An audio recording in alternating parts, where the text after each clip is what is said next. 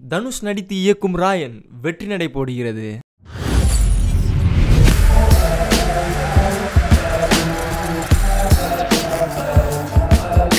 V4U media நேயர்களுக்கு வணக்கம்.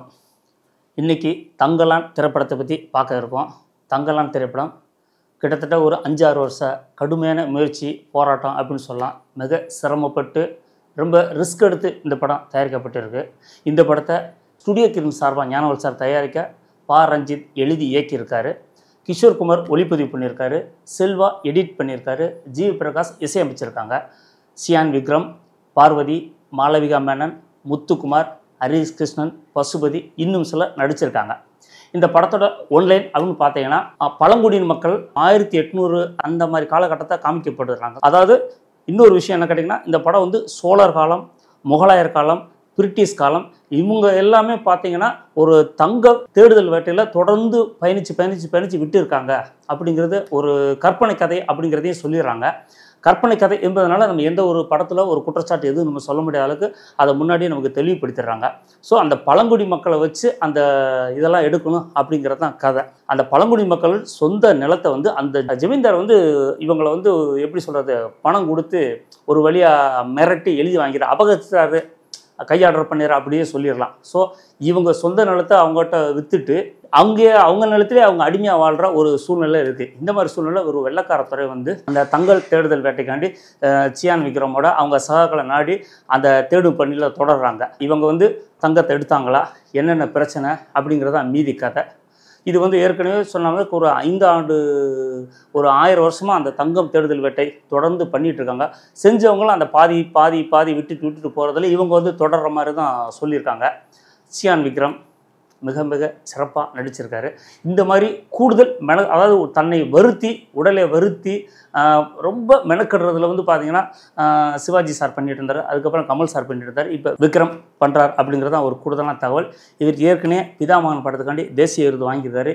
இந்த படத்துக்கும் தேசிய விருது நிச்சயமாக கிடைக்கும் அப்படிங்கிறதுல மாற்றுக்கத்தில். ஏன்னா அந்தளவுக்கு இவரோட கடுமையான உழைப்பு தெரியுது.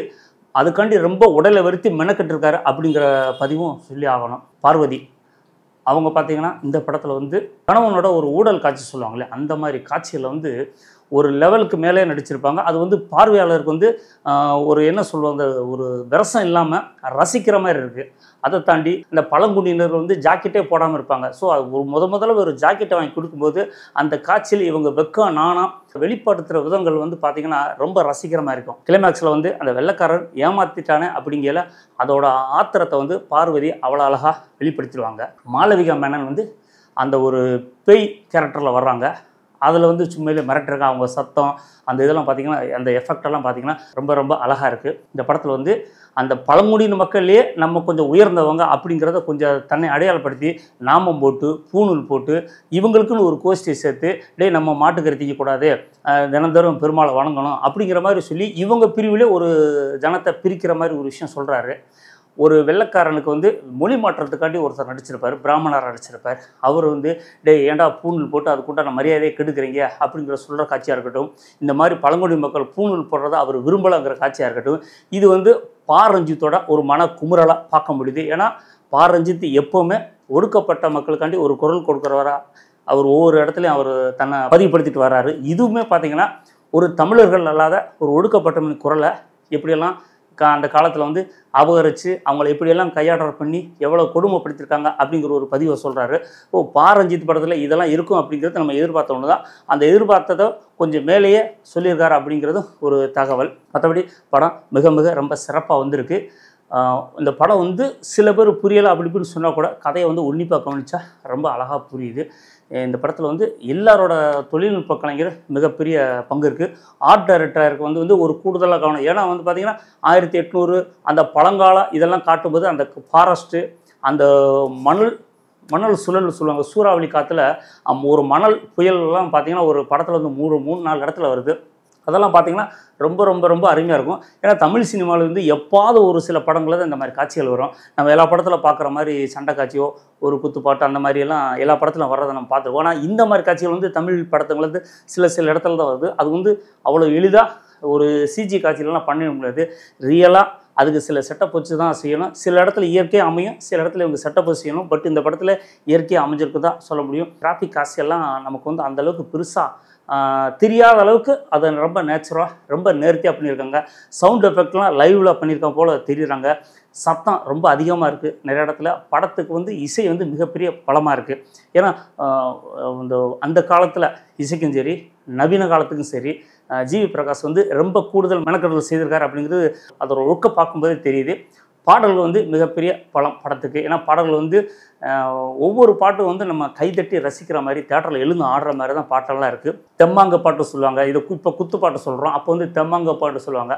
அந்த கால மக்கள் எப்படியெல்லாம் பண்ணுவாங்க அப்படிங்கிறத ரொம்ப அழகாக பண்ணியிருக்காங்க.